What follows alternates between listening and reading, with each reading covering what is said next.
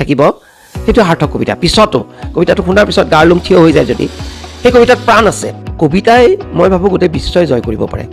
একেবাৰে সাহিত্যৰ যেতিয়া সম্পাদক কৰিলে তেতিয়া আমাৰ মাহেকীয়া বৈঠক বহে, তাত ময়ো কবিতা পঢ়োঁ। তেতিয়া সকলোৱে বাহ দিলে, আপুনি ইমান ভাল কবিতা লিখি আছে। কৈছোঁ আজি আমাৰ মাজৰ পৰা হেৰাই গৈছে অনুপম কুমাৰ। গৰিয়সীত ওলালে নহ'ব, প্ৰান্তিকত ওলাবলৈ। গানত যেনেকৈ শ্লিপ আহে, মোৰ শ্লিপ আহে। পানীৰাম, বুটাম, শিপা, চাইকেল, এইকেইটা কবিতা পঢ়িব দিয়ে। কবি সাহিত্যিক যিকোনো ক্ষেত্ৰতে আমাৰ অসম চৰকাৰৰ পৰা কিবা সহায় সহযোগিতা কৰে নাই? এই ক্ষেত্ৰত সাহিত্যিকবিলাকক বা কবিতা হওক, গ্ৰন্থ উন্মোচনৰ ক্ষেত্ৰত হওক, আৰ্থিকভাৱে হওক, লিখকসকলক কিবা সহায় সহযোগিতা কৰে নাই? নমস্কাৰ, বি আছাম লাইভৰ সমূহ দৰ্শকলৈ আমাৰ এই বিশেষ অনুষ্ঠানটিলৈ স্বাগতম জনাইছোঁ। আজি আমি কোনো ধৰণৰ ৰাজনীতিৰ কথা নাপাতোঁ, কাৰণ আমাৰ মাজত আজি উপস্থিত আছে অসমৰ এজন বিখ্যাত কবি দেৱপ্ৰসাদ তালুকদাৰ ছাৰ। তেখেতক আমাৰ এই অনুষ্ঠানটোলৈ স্বাগতম জনাইছোঁ। নমস্কাৰ জনাইছোঁ আপোনালোকক। আপোনালোকে এনেকৈ মোক আহি মোৰ মনৰ কথা জানিব খোজাৰ কাৰণে মই নথৈ আনন্দিত হৈছোঁ। আপোনালোকক জয়তে মোৰ অভিনন্দন আৰু ধন্যবাদ জনাইছোঁ। আজিৰ তাৰিখত মই আপোনাক সুধিব বিচাৰিছোঁ যে কবিতা লিখি আজিৰ তাৰিখত চলিব পাৰিনে অসমত? পাৰি বুলি ক'লে এইটো মিছা কথা কোৱা হ'ব। আচলতে কবিতা লিখি খাব পৰা এতিয়াও সেই পৰিৱেশ হোৱা নাই, যদিও কবিতাৰ কাৰণে মানে সাহিত্যৰ আন দিশতকৈ কবিতাৰ দিশত বেছি উৎসাহিত হৈছে আমাৰ নতুন চামৰ পৰা আদি কৰি। কিন্তু এইটো প্ৰফেশ্যনেল বুলি কৈছোঁ, মই ইংৰাজীতে কৈছোঁ, আৰু মানে ব্যৱহাৰিক দিশত সেইটো কিন্তু সম্ভৱ হোৱা নাই এতিয়াও। কিন্তু এটা কথা এইটোৱে কিন্তু এটা কামৰ এটা অগ্ৰগতিৰ ফালে ধাবিত কৰে। কবিতা লিখি ধৰক এই মানুহৰ লগত যেতিয়া সম্পৰ্ক হোৱা যায়, মানুহে যথেষ্টখিনি আদৰ হয়, যিখিনি মানে পাঠক খুব কবিতা খুব সাংঘাতিক ধৰণে ভাল পায়। এই যিটো এটা পৰিৱেশ হয়, সেই পৰিৱেশে কিন্তু সেই মানুহজনক আৰ্থিক দিশত কিছুমান ক্ষেত্ৰত কিন্তু সুবিধা দিয়ে। এইটো কথা মই নিজে অভিজ্ঞ। মোৰ চাকৰি 2003 চনতে বন্ধ হৈ গৈছে। মই য'ত চাকৰি কৰিছিলোঁ আমাৰ কৰ্পৰেশ্যন আছিল, ফাইনেন্সৰ প্ৰব্লেম হৈ আমাৰ বন্ধ হৈ গ'ল। তাৰপিছত মই কিন্তু সুন্দৰকৈ চলি আছোঁ আৰু কবিতা জগততে মই খুব ভালকৈ মনোনিৱেশ কৰিব পাৰিছোঁ, কাৰণ মই সমাজখন পাইছোঁ, ৰাইজখন পাইছোঁ, আৰু মানুহৰ লগত এটা সহযোগিতা পাইছোঁ। বিভিন্ন কামৰ মোক মানে বিচাৰে। ধৰক মোক তাৰপিছতে যেতিয়া মই চাকৰিৰ পৰা হৈ গ'লোঁ, তেতিয়া মোক অসম সাহিত্য সভাই বিচাৰিলে। শুনি আপোনালোকে হয়তো কিমান বিশ্বাস কৰে নাজানো, মই এনেই পাঞ্জাৱাৰী সাহিত্য সভাৰ সম্পাদক আছিলোঁ 3টা কাৰ্যকাল। ধীৰেন চক্ৰৱৰ্তী অলপতে আমাৰ পৰা হেৰাই গ'ল, তেখেত সভাপতি। তেতিয়া পাঞ্জাৱাৰী সাহিত্য সভাৰ কামটো ইমান নিয়াৰিকৈ কৰিলোঁ, তেতিয়া অসম সাহিত্য সভাৰ মোলৈ চকুত পৰিল। তেতিয়া হোমেন বৰগোহাঁই, লক্ষ্মীনন্দন বৰাহঁতে, আনকি নগেন শইকীয়াই মোক ক'লে যে অসম সাহিত্য সভাৰ সহকাৰী সম্পাদকৰ দায়িত্ব ল'ব লাগে। তেতিয়া মই অলপ ভয় খালোঁ যে ইমান ডাঙৰ এটা বৃহৎ অনুষ্ঠানৰ কেন্দ্ৰীয় অনুষ্ঠানত মই কেনেকৈ দায়িত্ব ল'ম। প্ৰথমতে মই অলপ কৰিছিলোঁ, যদিও পিছত মই কিন্তু দায়িত্ব লৈ সেই কামত সোমোৱাৰ পিছত কিন্তু মই বিভিন্ন দিশত সুবিধা পাইছোঁ। আজিৰ সময়ত যিখিনি কবি বা পাঠক আছে আৰু আগৰ সময়ৰ যিখিনি পাঠক আছে, ইয়াৰ মাজত কিবা বিশেষ পাৰ্থক্য দেখা যায় নেকি? কবি এতিয়া ক'লে আচলতে নতুন চামে বেয়া পাব। কবিতা লিখিছে এইটো ভাল কাম, বেয়া কাম এটা কৰাতকৈ কবিতা লিখিছে মই খুবেই ভাল পাওঁ। কিন্তু তেওঁলোকে খুব ততাতৈয়া কৰিছে কামবোৰ। কবিতা লিখিয়ে কবিতা প্ৰকাশৰ কাৰণে তেওঁলোকে মানে নিৰাশ হয়। আৰু বেছি দিন নালাগে, আজিকালিতো মানে টেকনিকেল ইমান সুবিধা হৈছে, কিতাপ এখন প্ৰকাশ কৰাৰ কাৰণে 4 দিন লাগে, আৰু টকা পইচা হাতত হ'লে কিতাপ এখন ওলাই যায়। গতিকে তেওঁলোকে আচলতে প্ৰথমতে কবিতাত ভালকৈ মনোনীত কৰিব লাগে, অধ্যয়ন কৰিব লাগে, অনুশীলন কৰিব লাগে, তাৰপিছতহে কিতাপৰ কথাটো আহিব লাগে।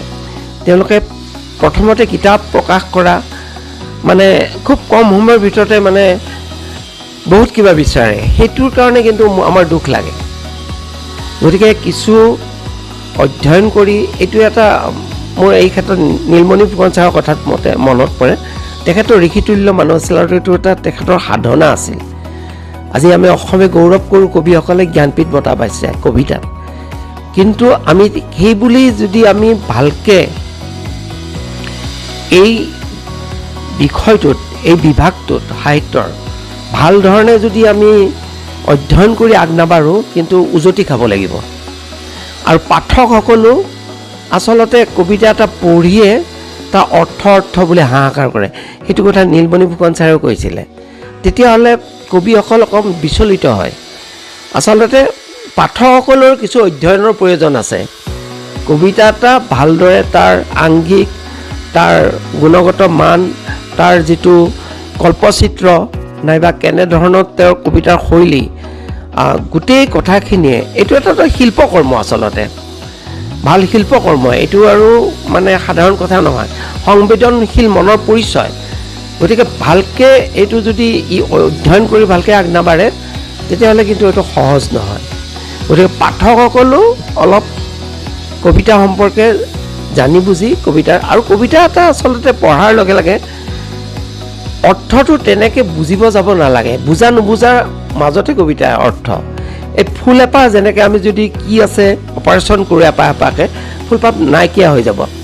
এই যে এটা সাৰ্থক কবিতা কাণত যেতিয়া গুণগুণকৈ বাজি থাকিব, সেইটো সাৰ্থক কবিতা। পিছতো কবিতাটো শুনাৰ পিছত গাৰ লোম থিয় হৈ যায় যদি, সেই কবিতাত প্ৰাণ আছে। প্ৰাণ থাকিলে কবিতাটোৱে আলোড়িত কৰে পাঠকক। আৰু কবিতাটো ভালকৈ গোটেই বুজিব নালাগে, এই কবিতাটো শুনি যেতিয়া ভাল লাগিব। এতিয়া আমি সাহিত্য একাডেমীত বাহিৰলৈ যাওঁ, বিভিন্ন প্ৰদেশৰ পৰা কবি আহে, তেওঁলোকেতো নিজৰ ভাষাতে কবিতা পঢ়ে আৰু বাকী ইংৰাজী নাইবা হিন্দী অনুবাদত পঢ়ে, কিন্তু তেওঁলোকৰ যিটো মাতৃভাষাত পঢ়ে সেইটোত কিন্তু আমি কিবা এটা আমাক মানে আকৰ্ষিত কৰে।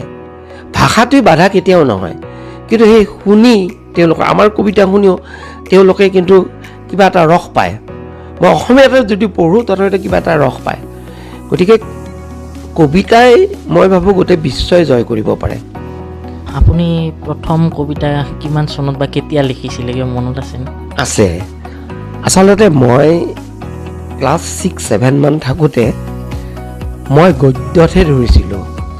এই ভেজাল বুলি এটা লিখিছিলোঁ, তেতিয়া ভেজালটো বৰ ডাঙৰ কথা আছিল। সেই বুলি এটা সৰুকৈ লিখি দিওঁতে মোৰ অসমবাণীত ওলাইছিলোঁ। তাৰপিছত লাহে লাহে মই 2-এটা গল্পও লিখিছিলোঁ। এই আমাৰ স্কুলৰ আলোচনী ওলাই নাইবা আমি এখন হাতে লিখা আলোচনী উলিয়াইছিলোঁ। এই বহুদিন আগৰ কথা, এইবোৰ কথা আপোনাৰ 80 দশকৰ আগৰ। সেইবোৰ কৰি কৰি আহিছিলোঁ, কিন্তু এই যে কবিতা লিখি আলোচনীলৈ পঠাব লাগে সেইবোৰ ধাউতি নাছিল। তেনেকৈ আহি যেতিয়া মই কলেজ পালোঁ তেতিয়া পঢ়াৰ দায়িত্ব বাঢ়ি গ'ল। তেতিয়া চেগা চৰকাকে ক'ৰবাত কলেজৰ মেগাজিনত 2-এটা লিখোঁ। তাৰপিছত যেতিয়া বিশ্ববিদ্যালয় পালোঁ তেতিয়া কিন্তু মই এটা ডাঙৰ পৰিৱেশ পালোঁ। তাত মই মোৰ ৰুমমেটো আছিল সাহিত্য চৰ্চা কৰা। তেনেকৈ কিন্তু এই বিষয়ত অকণমান বেছিকৈ মনোনিৱেশ কৰোঁ। কিন্তু তাৰপিছত মই বিয়াৰ পিছত মই পাঞ্জাবাৰীত থাকিলোঁ। যেতিয়া ইয়াতে মোৰ পাঞ্জাবাৰী সাহিত্যৰ যেতিয়া সম্পাদক কৰিলে, তেতিয়া আমাৰ মাহেকীয়া বৈঠক বহে। তাত ময়ো কবিতা পঢ়োঁ। তেতিয়া সকলোৱে বাহ দিলে, আপুনি ইমান ভাল কবিতা লিখি আছে, কলৈকে কিয় নিদিয়ে? তেতিয়া মই পাঞ্জাবাৰী সাহিত্য সভাত এটা পাতিছিলে, মানে প্ৰতিযোগিতা পাতিছিল। তেতিয়া মোক দিছিল বঁটাটো, আৰু সেই বঁটাটো চন্দ্ৰপ্ৰসাদ শইকীয়াই আহি দিছিল কলাক্ষেত্ৰত। যিহেতু চন্দ্ৰপ্ৰসাদ শইকীয়াই মোক ক'লে তুমি কবিতা এটা পঢ়া। মই কবিতা এটা পঢ়িলোঁ, হাতখন আগবাঢ়িছে। তেখেতৰ অলপ তেনেকুৱা আছিল, দিয়া তোমাৰ কবিতাটো, এইটো গৰিয়সীত ওলাই যাব। হয়ো, তাৰ পিছৰ মাহত মই গৰিয়সীত কবিতাটো দেখি তেতিয়া মোৰ ছপা মাধ্যমৰ প্ৰতি ধাউতি বাঢ়ি গ'ল। তাৰমানে মোৰ কবিতা গৰিয়সীত ওলাব। মই মানে নিজকে বিশ্বাসে, আজিও মই কবিতা লিখি আছোঁ যদিও মোৰ বিশ্বাস নহয় মই ভাল কবিতা লিখিব পাৰিছোঁ নে নাই, সেইকাৰণে চাগে কবিতা লিখি আছোঁ। তাৰপিছত লগৰ কেইজনমানে ক'লে, মই নামেই কৈছোঁ, আজি আমাৰ মাজৰ পৰা হেৰাই গৈছে অনুপম কুমাৰ, গৰিয়সীত ওলালে নহ'ব, প্ৰান্তিকত ওলাবলৈ। ইউনিভাৰ্চিটিত আমি একেলগে আছিলোঁ। মই হয় নেকি, মই প্ৰান্তিকলৈ পঠালোঁ। কিন্তু প্ৰান্তিকলৈ পঠাই মই ভাগৰি গ'লোঁ প্ৰায় এবছৰমান, কবিতা নোলায়। কিন্তু গৰিয়সীত মোৰ কবিতা ওলাইছে। এবছৰ পিছত যি মোৰ কবিতা প্ৰান্তিকত ওলাল, আজি 27 বছৰে প্ৰান্তিকত কবিতা ওলাই আছে। নাজানো, গতিকে মই নতুন চামকো কওঁ ধৈৰ্য ধৰিব লাগিব। তাৰপিছত এতিয়া মই প্ৰায়বিলাক আলোচনীতে লিখি থাকোঁ, প্ৰকাশ, সাঁথৰি, সাদিন। আজি সাদিনত এটা ফাগুনক লৈ কবিতা ওলাইছে, আৰু মই দৈনিক অসমতো লিখোঁ, আৰু মোৰ অনুবাদো হৈছে যথেষ্টখিনি। গতিকে আচলতে ধৈৰ্য দিওঁ। আজিতো মোৰ বয়স হৈছে, তথাপিতো মানে এতিয়াও ভাবোঁ মই ভাল কবিতা এটা লিখিব পৰা নাই কাৰণে কিজানি কবিতা লিখি আছোঁ। আপুনি টোটেল কিমানখন কবিতা গ্ৰন্থ বা পুথি লিখিলে এতিয়া? মই 14খন সংকলন মোৰ হ'ল, আৰু অলপতে মোৰ নিৰ্বাচিত কবিতাখন প্ৰকাশ পাইছে। জ্যোতি প্ৰকাশনে মোৰ কিতাপ কৰি আছে, আৰু মোৰ সৌভাগ্য, মোৰ নিৰ্বাচিত কবিতাখনৰ দায়িত্ব ল'লে অৰিন্দম বৰকটকী। তেখেতে মোৰ 14খন সংকলনৰ পৰা 100 কবিতা বাছি উলিয়াই পাতনি লিখি সেইখন প্ৰকাশ হৈছে, আৰু সেইখনত সমাদৰ খুব ভালেই পাইছোঁ মই সেই কবিতা পুথিখনত। আৰু এটা কথা মই শিকিলোঁ দেই, কৈছোঁ, মোৰ যিখিনি জনপ্ৰিয় কবিতা আছিল, তাৰমানে মই ক'ৰবালৈ গ'লে এই গানত যেনেকৈ শ্লিপ আহে, মোৰ শ্লিপ আহে পানীৰাম, বুটাম, শিপা, চাইকেল, এইকেইটা কবিতা পঢ়িব দিয়ে, আৰু পঢ়োঁতে পঢ়োঁতে মোৰ কণ্ঠস্বৰ হৈ গৈছে এইকেইটা কবিতা।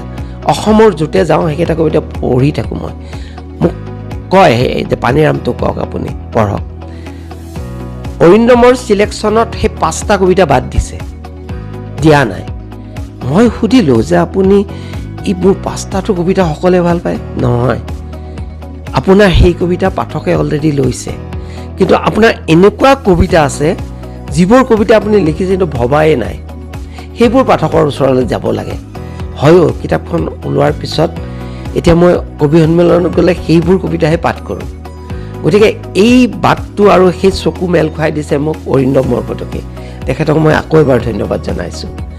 আৰু মোৰ অনুবাদ ইংৰাজীত 2খন হৈছে।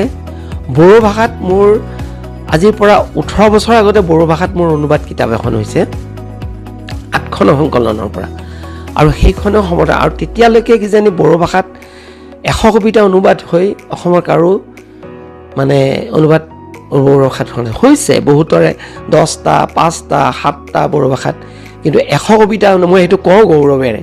আৰু সেই কথাটো সাঁথৰিত লিখিছিল মোৰ সেই কথাটো। গতিকে আৰু সম্পাদনা মই কেইবাখনো কিতাপ কৰিছোঁ মই কবিতাৰ। অসম সাহিত্য এবাৰ দায়িত্ব দিছিল মোক যে অসমৰ গুৱাহাটীত যিখিনি বিশিষ্ট কবি আছে সেইখিনিৰ এখন সংকলন উলিয়াব লাগে। সেইখন উলিয়াওঁতে মই যথেষ্ট আদৰ পাইছিলোঁ, আৰু মই বৰপেটা অধিৱেশনৰ কবিতা পুথিখনৰ সম্পাদনা কৰিছিলোঁ, আৰু এখন নীলিম কুমাৰ মই এখন কৰিছিলোঁ কবিতাৰ উৎসৱ বুলি। এনেধৰণৰ সম্পাদনা কিছু কৰি আছোঁ। আজিৰ তাৰিখত যিকোনো কবিতা বুলি নহয়, কবি সাহিত্যিক যিকোনো ক্ষেত্ৰতে আমাৰ অসম চৰকাৰৰ পৰা কিবা সহায় সহযোগিতা কৰে নে? এই ক্ষেত্ৰত সাহিত্যিকবিলাকক বা কবিতা হওক, গ্ৰন্থ উন্মোচনৰ ক্ষেত্ৰত হওক, আৰ্থিকভাৱে হওক, লিখকসকলক কিবা সহায় সহযোগিতা কৰেনে? এইবাৰ জ্বলন্ত উদাহৰণ, এইবাৰ গ্ৰন্থমেলাত প্ৰকাশন পৰিষদৰ কিমান কবিক 200 উঠি অহা নতুন প্ৰজন্মৰ সাহিত্যিকক এটা এককালীন সাহাৰ্য দিছে। সেইখিনি এতিয়া উৎসাহিত হ'ব। ইমানখিনি সাহিত্যিকক, কবি বুলি নহয়, বিভিন্ন দিশত গল্প, উপন্যাস, এইখিনি কিন্তু চৰকাৰে এটা ভাল নিদৰ্শন দেখাইছে। তাৰোপৰি ইয়াৰ আগৰ বছৰটো কিতাপৰ বৰ্ষ এটা কৰিছিলে চৰকাৰে। তাৰোপৰি মই এটা জ্বলন্ত উদাহৰণ, কবিতা লিখি মই সাহিত্যিক পেঞ্চন পাইছোঁ। সেইটো এটা বৰ ডাঙৰ কথা। আৰু সাহিত্যিক পেঞ্চন পাইছোঁ মই 2022ত, আৰু 2022ৰ পৰা সাহিত্যিক পেঞ্চনৰ সেইটো যিটো পৰীক্ষা নিৰীক্ষা বৰ কাঢ়া কৰিছে। মাত্ৰ 22জনে পাইছিলোঁ সেইবাৰ আমি, কিন্তু তাৰ আগতে কিন্তু কথাটো অকণমান আউল লগা আছিল বুলি মই কয়। এইটো একচুৱেলি ক'ব নালাগে, কিন্তু এটা চালে গম পায় কথাটো যে চৰকাৰে কিন্তু মনোনিৱেশটো খুব ভালকৈ দিছে।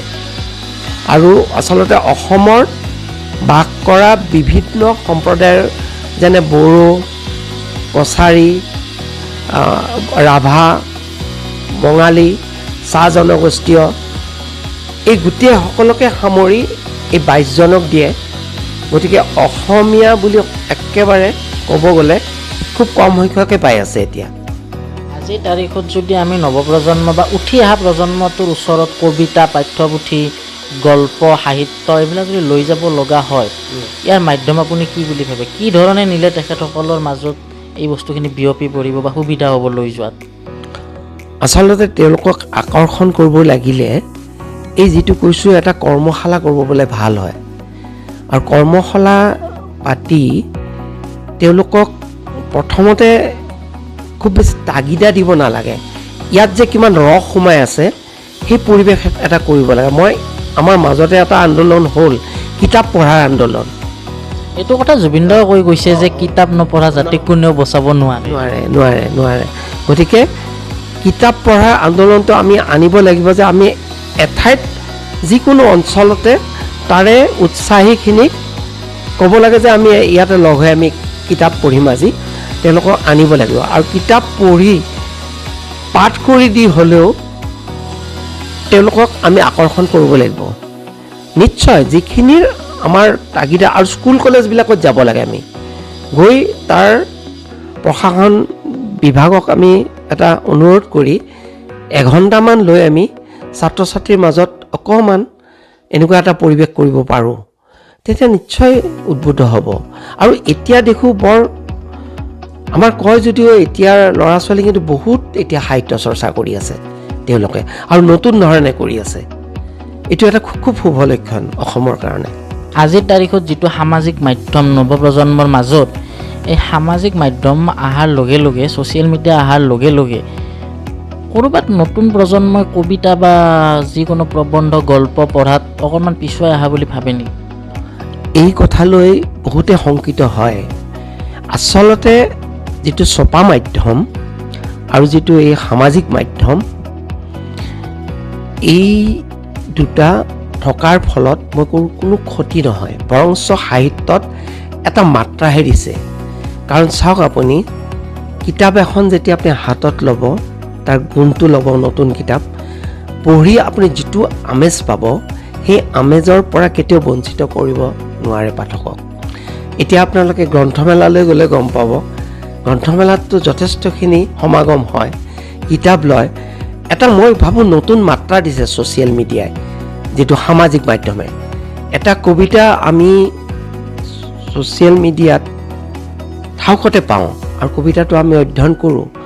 আৰু ছপা মাধ্যমত ধৰক বাতৰি কাকতে হওক নাইবা মান বিশিষ্ট আলোচনীতে হওক, আপুনি এটা কবিতা পঠাব, মই কবিতাৰ ক্ষেত্ৰতে কৈছোঁ, কবিতাটো প্ৰকাশ হ'ব নে নহ'ব, আৰু দেখা যায়, মই ভাবোঁ ভাল আলোচনীখিনি ভাল কবিতাই প্ৰকাশ কৰে বুলি আমাৰ মনত বিশ্বাস। কিন্তু তাৰ মাজতে কেতিয়াবা দুই এজন কবি হতাশ হয়, আৰু তেওঁলোকৰ কবিতা আমি চাই বুজোঁ যে এই কবিতাটোতো ভাল কবিতা, আচলতে কি কাৰণত নাইবা কেনেকুৱা এটা ব্যৱস্থাত সেই কবিতাবোৰ বাদ পৰি যায় সেইটো কথা আমি নাজানো। কিন্তু আপুনি সামাজিক মাধ্যমত আপোনাৰ মনৰ খুচিত কবিতা লিখি আপুনি পাঠকৰ মাজত এৰি দিব পাৰে, আৰু পাঠকে আপোনাৰ সেইটো বিচাৰ কৰে। আৰু এইটো এটা কথা আলোচনা হয় যে লাইক আৰু কমেণ্ট, সেইটো নিৰ্ভৰ কৰিয়ে মই ভাবোঁ যিজন কবি আচলতে তেওঁ কবিতাৰ প্ৰতি যথেষ্টখিনি অনুগত্য আছে, তেওঁ সেইবিলাকৰ বিচাৰত কম থাকে বুলি মই ভাবোঁ। আৰু তেওঁৰ সেই কবিতাই আমাৰ পাঠক সমাজক তেওঁ যে ভাল কবিতা লিখে সেইটো পৰিচয় কিন্তু সোনকালে আহি যায়। সেইকাৰণে আপোনাৰ সামাজিক মাধ্যমে সহায় কৰে। আগতে আমি কবিতা এটা লিখি পঠাওঁ, ওলাব নোলায়, কোনোবাই পঢ়িব নপঢ়ে, তেনেকৈ লিখোঁতে হৈছোঁ এচাম পাঠক সেই কবিজনৰ এখন পাঠকৰ সমাজ তেওঁলৈ আহে, মানে তেওঁক ভাল পোৱা কবি তাৰ তেনেকৈ তেওঁ আগবাঢ়ি গৈ বহুত সময় লাগে। তেতিয়া সামাজিক মাধ্যমতো থাকিল, তেওঁৰ যদি ছপা মাধ্যমতো থাকিল, তেওঁ সোনকালে মানে তেওঁ এটা পৰ্যায়ত যাব পাৰে কবিতাৰ। সেইকাৰণে দুইটাই থাকিলেও কোনো আপত্তি নাই মই ভাবোঁ। কাৰণ আপুনি সামাজিক মাধ্যমতো থাকি আপুনি চৰ্চা কৰিলে আৰু ভাল আলোচনীলৈকে পঠালে তাতো প্ৰকাশ হ'ব, আপোনাৰ ভাল কবিতা হ'লে নিশ্চয় প্ৰকাশ হ'ব। গতিকে সেইটোলৈ কিন্তু আমি ধৈৰ্য ধৰিব লাগিব। মই কৈছোঁ নতুন কবিসকলৰ বিষয়বস্তু খুবেই ভাল, তেওঁলোকে খুব ভালকৈ আৰম্ভ কৰিব চায়, কিন্তু শিল্পকলা আৰু কলাত্মক দিশটো আৰু সংবেদনশীলতা লাগে, ধৈৰ্য লাগে তেওঁলোকক। আৰু আজিকালি বহুত ভাল হৈছে কবিতা, অনুবাদ কবিতা হৈছে। আগতেতো আমি অনুবাদ কবিতা ইমান পোৱা নাছিলোঁ। এতিয়া অনুবাদ কবিতাটো পঢ়িলে আমি কোনখন প্ৰদেশত বা কোনখন দেশত কেনেকুৱা ধৰণৰ এটা সেইটো আমি হজম কৰিব লাগে, পঢ়ি নিজৰ ধৰণে কবিতা আমি লিখিব পাৰোঁ। আৰু এটা কথা কিন্তু অসমীয়া কবিতাৰ ক্ষেত্ৰত মই বাহিৰলৈ গৈ গম পাইছোঁ, আমাৰ কবিতাবোৰ খুব অন্তৰ্মুখী, ভাৱটো বহুত অন্তৰ্মুখী। কিন্তু বাহিৰৰ কবিতাবোৰ কিন্তু কিমান এটা, হিন্দী কবিতাতে কিন্তু আপুনি যিটো পঢ়িছে প্ৰায় তেনেকুৱাই হয়, কিন্তু আমাৰ কবিতাত বিচাৰ কৰিব লাগিব ভিতৰলৈকে। সেইবোৰ উদাহৰণ নীলমণি ফুকন ছাৰ, অজিত বৰুৱা, নহয় জানো, ভৱেন বৰুৱা, এইসকল কবিয়ে কিন্তু আমাক দেখুৱাই থৈ গৈছে। শেষত পিনে আহিছোঁ অনুষ্ঠানটোৰ শেষত। আপুনি লিখা প্ৰথম জীৱনৰ যিটো কবিতা, সেই কবিতাটো যদি মনত আছে অকণমান যদি আবৃত্তি কৰি দিয়ে আমাৰ এই চেনেলৰ মাধ্যমেৰে। মোৰ লিখি থৈছিলোঁ, কিন্তু মই কবিতাটো প্ৰকাশ কৰা নাছিলোঁ, কাৰণ মই ভাবিছিলোঁ এইটো একেবাৰে কবিতা মোৰ ক'তো প্ৰকাশৰ যোগ্য নহয়। বিশ্বাস কৰে যদি ইমান বছৰৰ পিছত সেই কবিতাটো মই প্ৰান্তিকলৈ পঠাইছিলোঁ আৰু প্ৰকাশ হৈছিল কবিতাটো। মোৰ বন্ধুবৰ্গই চাই কৈছিলে এইটোতো ভাল কবিতা। মই কিন্তু এইটো বহু বছৰ আগতে প্ৰথম বুলিয়ে ক'ব লাগিব, কিন্তু সেইবোৰ কাটকুট কৰা সেইবোৰ বেলেগ আছিল, কবিতাৰ অনুশীলনটো বেলেগ, কিন্তু কবিতা হিচাপে সেই কবিতাটো মোৰ মানে থাকি গৈছে হৃদয়ত। প্ৰান্তিকত যেতিয়া প্ৰকাশ পাই গৈছে, মই যে কিয় ৰাখি থৈছোঁ জীৱন কবিতাটো, হয় সেইটো এতিয়াও ভাল পায় কবিতাটো। জীৱন সকলো কুশলে আছে তোমাৰ, তুমি মাথো খৰচ হৈ গলা। কি নাছিল তোমাৰ ৰঙা বেলি, ৰূপালী জোন, তৰা ভৰা আকাশ, ভৰা নদী, সেউজীয়া পথাৰ, আচলতে একোৱেই নাছিল তোমাৰ, নাথাকে আমাৰ, নহ'লে সাঁচতীয়াবোৰ কিয় সাঁচতীয়া হৈয়ে থাকে। ধন্যবাদ। ঠিক আছে, ধন্যবাদ এই ছাৰ। কবিতাটো আচলতে নীলমণি ফুকন ছাৰে মোক কৈছিলে প্ৰান্তিকত প্ৰকাশ হোৱাৰ পিছত, যে কবিতাত তুমি এটা নতুন নান্দনিক আনিছা এই কবিতাটোত, আৰু তুমি যে ক'লা সকলো কুশলে আছে তোমাৰ, তুমি মাথো খৰচ হৈ গ'লা। মই মানুহৰ যেতিয়া মৃত্যু হৈ যায় সেইটো মই খৰচ হৈ যোৱা বুলি ক'লোঁ। কিয় মনলৈ আহিছিল নাজানো, সেইটোত মোৰ এটা দ্বিধাবোধ আছিল, এইটোতো ভুল হ'ব মই লিখিলোঁ যদিও, আৰু মই সেইটো ইমান মোহ আছিলে সেই শব্দটো, মই কটাও নাছিলোঁ, সেইকাৰণে কবিতাটো প্ৰকাশৰ কাৰণে পঠোৱা নাছিলোঁ। ঠিক আছে ছাৰ, আপোনাৰ এই মূল্যৱান সময়ৰ ভিতৰত এইখিনি সময় আমাক দিয়াৰ বাবে আপোনাক ছাৰ অশেষ ধন্যবাদ। ময়ো ধন্যবাদ জনাইছোঁ। আপোনালোকে ইমান কষ্ট কৰি আহি এই যে কবিতাৰ কাৰণে মই সঁচাকৈ আৰু উৎসাহিত হ'লোঁ। হয়, ঠিক আছে, ধন্যবাদ ছাৰ।